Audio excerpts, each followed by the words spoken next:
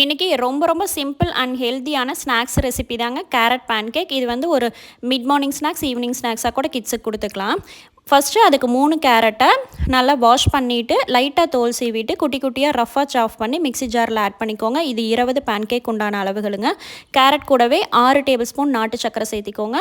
ஒரு முட்டை உடச்சி சேர்த்திக்கோங்க. அரை டம்ளர் காய்ச்சி ஆற வச்ச பால் சேர்த்திட்டு இன்னும் அரை டம்ளர் தண்ணி விட்டு கூட நீங்கள் நல்லா நைஸாக கேரட் அரை வர வரைக்கும் நல்லா அரைச்சி எடுத்துக்கோங்க.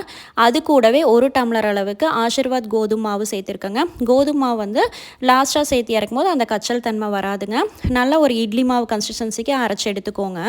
ஃபஸ்ட்டே சேர்த்து அரைச்சிங்கன்னா கொஞ்சம் கச்சல் வந்த மாதிரி இருக்குது கோதுமை மாவு. அதனால் ஃபஸ்ட்டு கேரட் அடித்து எடுத்துகிட்டு அதுக்கப்புறம் கோதுமை மாவு சேர்த்து அடிச்சுக்கோங்க. லாஸ்ட்டாக ஒரு 5-6 ட்ரை கிரேப்ஸ் கலந்துக்கோங்க. நம்ம பேன்கேக் சாப்பிடும்போது அந்த ட்ரை கிரேப்ஸோடு சாப்பிடும்போது நல்லா க்ரன்ச்சியாக இருக்குங்க. மாவு வந்துட்டு இந்த மாதிரி கொஞ்சம் கெட்டியாக இருந்தால் தான் பேன்கேக் வந்து ரொம்ப சாஃப்டாக நல்லா இருக்கும். தோசை மாவு கன்சிஸ்டன்சிக்கு நீங்கள் கலக்க வேண்டாம். அந்த மாதிரி கொஞ்சம் தண்ணியாட்டு இருந்துச்சுன்னா பேன்கேக் வந்து கொஞ்சம் ஒட்டிக்குங்க. அதனால் இட்லி மாவு கன்சிஸ்டன்சிக்கு கரைச்சிட்டு இந்த மாதிரி சாஃப்டாக ஊற்றி எடுத்துக்கோங்க.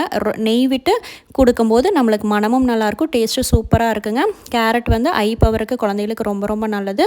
தேன் விட்டு சாப்பிடும்போது டேஸ்ட் அல்டிமேட்டாக இருக்குங்க. லாங் வீடியோ நாளைக்கு 12 o'clock ஷார்ப்பாக அப்லோட் பண்ணுறேன். பை.